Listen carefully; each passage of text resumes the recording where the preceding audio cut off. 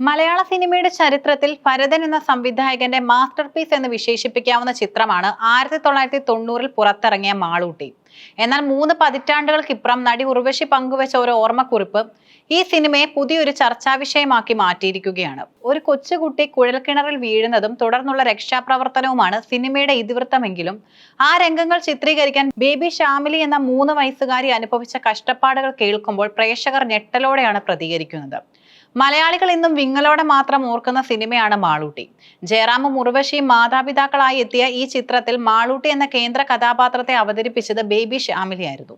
ഈ സിനിമ കണ്ടിറങ്ങുന്ന ഏതൊരു പ്രേക്ഷകനും മാളൂട്ടിയുടെ മുഖവും അവൾ കുഴിയിൽ കിടന്ന് കരയുന്ന രംഗങ്ങളും മറക്കാനിടയില്ല.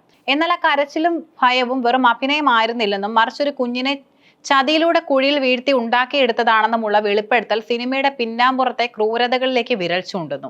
അടുത്തിടെ ഒരു അഭിമുഖത്തിലാണ് നടി ഉർവശി മാളൂട്ടിയുടെ സെറ്റിലെ നടുക്കുന്ന അനുഭവങ്ങൾ പങ്കുവച്ചത്. കുട്ടി കുഴൽക്കിണറിലേക്ക് വീഴുന്ന രംഗം ചിത്രീകരിക്കാൻ അണിയറ പ്രവർത്തകർ സ്വീകരിച്ച വഴി തികച്ചും അവിശ്വസനീയമായിരുന്നു. കുട്ടി കാണാതിരിക്കാൻ പുതിയൊരു സ്ഥലത്ത് കുഴിയെടുത്തു. അതിന് മുകളിൽ കരിയിലകളും പുല്ലും വിരിച്ചു മറച്ചു. കുട്ടി അതിലൂടെ ഓടി വരുമ്പോൾ അപ്രതീക്ഷിതമായി കുഴിയിലേക്ക് വീഴുകയായിരുന്നു. ഒരു കുഞ്ഞിന് മാത്രം ഒതുങ്ങിയിരിക്കാൻ പറ്റുന്ന അത്രയും ഇടുങ്ങിയ കുഴിയായിരുന്നു അത്.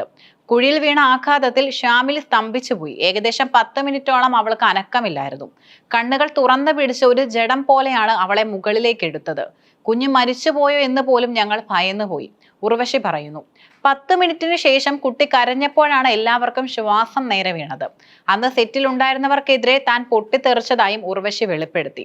ഉർവശിയുടെ വാക്കുകൾ പുറത്തു വന്നതോടെ സോഷ്യൽ മീഡിയയിൽ വലിയ ചർച്ചകളാണ് നടക്കുന്നത്. പ്രധാനമായും 3 വശങ്ങളിലാണ് പ്രേക്ഷകർ തങ്ങളുടെ പ്രതിഷേധം രേഖപ്പെടുത്തുന്നത്. 3 വയസ്സുള്ള ഒരു കുട്ടിക്ക് ചുറ്റുമുള്ള ലോകത്തെക്കുറിച്ച് വലിയ ധാരണയുണ്ടാകില്ല.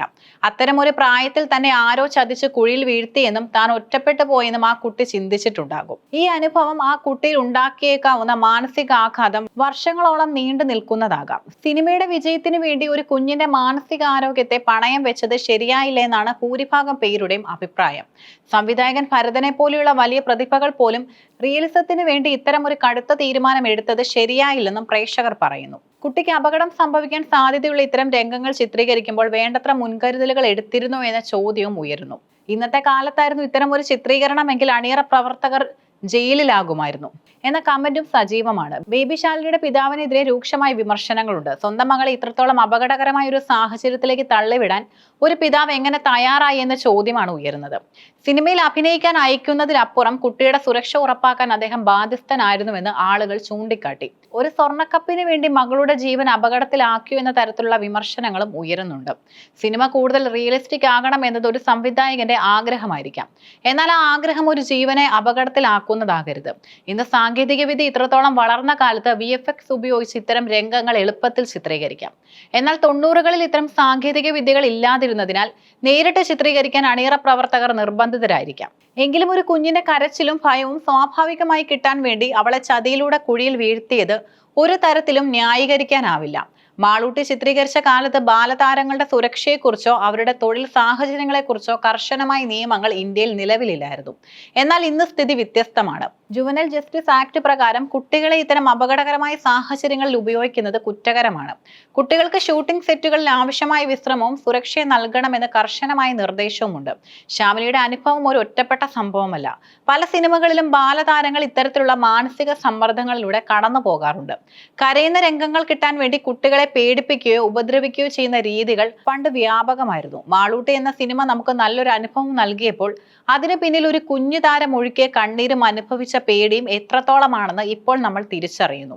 നമ്മൾ ക്ലാസിക് എന്ന് വിളിച്ച് ആഘോഷിക്കുന്ന പല സിനിമകൾക്ക് പിന്നിലും ഇത്തരം വേദനിപ്പിക്കുന്ന കഥകൾ ഉണ്ടാകാം. ഉർവശിയുടെ വെളിപ്പെടുത്തൽ സിനിമാ പ്രേമികൾക്ക് ഒരു വലിയ തിരിച്ചറിവാണ് നൽകുന്നത്. ഒരു സിനിമയുടെ കലാപരമായ മൂല്യത്തെക്കാൾ വലുതാണ് ഒരു മനുഷ്യന്റെ, പ്രത്യേകിച്ച് ഒരു കുഞ്ഞിന്റെ സുരക്ഷയും മാനസിക ആരോഗ്യവും. മാളൂട്ടി എന്ന സിനിമ ഇന്നും കാണുമ്പോൾ ആ കുഞ്ഞിന്റെ മുഖത്തെ ഭയം ഒരു അഭിനയമായി കാണാൻ നമുക്കിനി കഴിയില്ല.